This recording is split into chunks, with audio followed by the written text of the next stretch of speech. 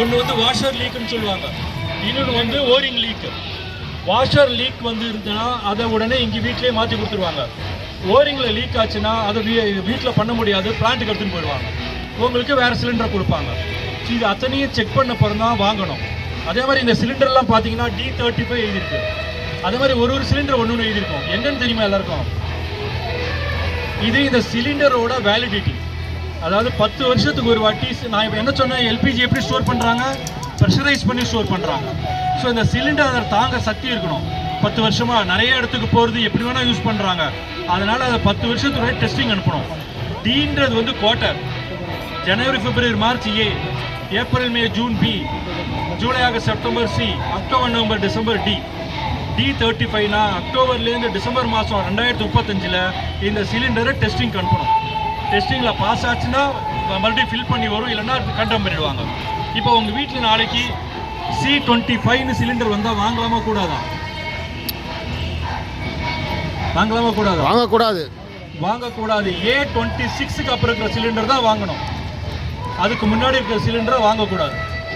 அதே மாதிரி இப்போ சொன்ன கேஸை வந்து செக் பண்ணி தான்.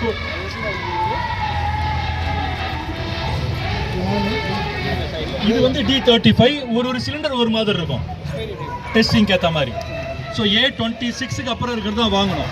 அதே மாதிரி சொன்ன கேஸை நீங்கள் செக் பண்ணி தான் வாங்கணும். வெயிட் செக் பண்ணணும், லீக் இருக்கான்னு செக் பண்ணணும், சீல் கரெக்டாக இருக்கான்ட்டு. அதே மாதிரி பணம் பே பண்ணுறதும் கவர்மெண்ட் டிசைட் பண்ணுறாங்க. எல்பிஜி சிலிண்டரோட விலை எவ்வளோன்ட்டு பேப்பரெல்லாம் வரும், நியூஸில் வரும், உங்கள் இன்வாய்ஸில் போட்டிருக்கோம். அந்த பணம் மட்டும் கொடுத்தா போகிறோம், அதுக்கு மேலே தரணும்னு அவசியம் கிடையாது.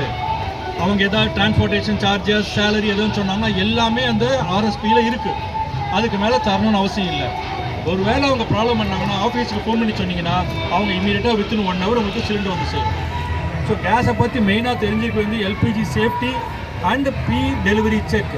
வாங்கிறதுக்கு முன்னாடி என்னென்னலாம் செக் பண்ணி காமிக்கணும் அப்படின்றது தெரியணும். நம்ம கடைக்கு போய் 1 கிலோ சக்கரை வாங்குறோன்னா தெரியும் எவ்வளோ இருக்குன்னு, நம்மளுக்கு முன்னாடி தான் அலோவ் பண்ணுறாங்க. பட் நான் இதில் 14.2 இருக்கணும்னு சொல்கிறேன். யாருக்கா தெரியுமா எவ்வளோ? அதுதான் வெயிட் செக் பண்ணி வாங்கணும்.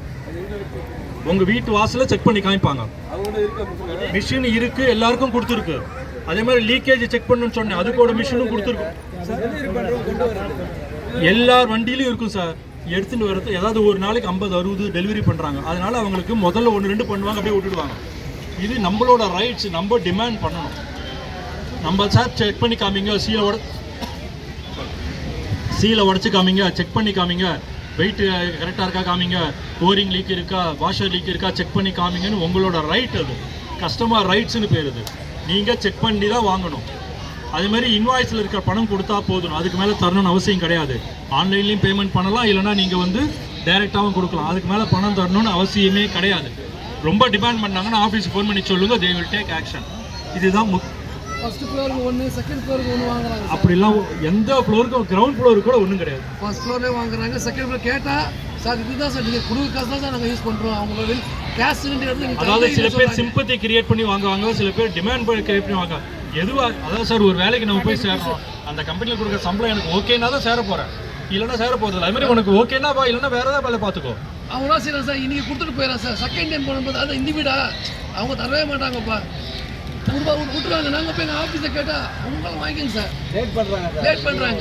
நீங்கள் சொல்கிறதுல உண்மை தான் சார், ஆனால் அது நடைமுறைக்கு சாத்தியம் இல்லை. அதாவதுங்க இந்தியா ஃபுல்லாக 40,000 ஏஜென்ட் டீலர்ஸ் இருக்காங்க.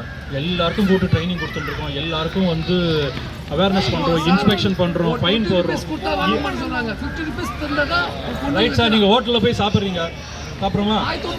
சார் அதான் சொல்கிறேன், ஹோட்டலில் போய் சாப்பிட்றோம், டிப்ஸ் யாராவது உங்களை கேட்குறாங்களா? நம்மளா விருப்பப்பட்டு கொடுத்தா கொடுப்போம், கொடுக்காமே வருவோம். 1 ரூபாவும் தருவோம், 50 ரூபாவும் தருவோம்.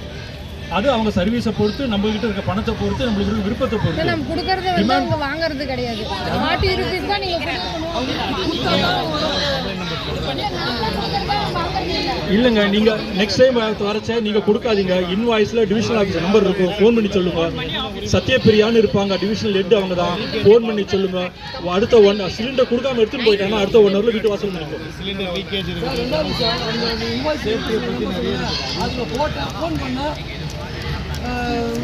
அவுட் ஆகுது. அவங்க ஆஃபீஸில் வந்து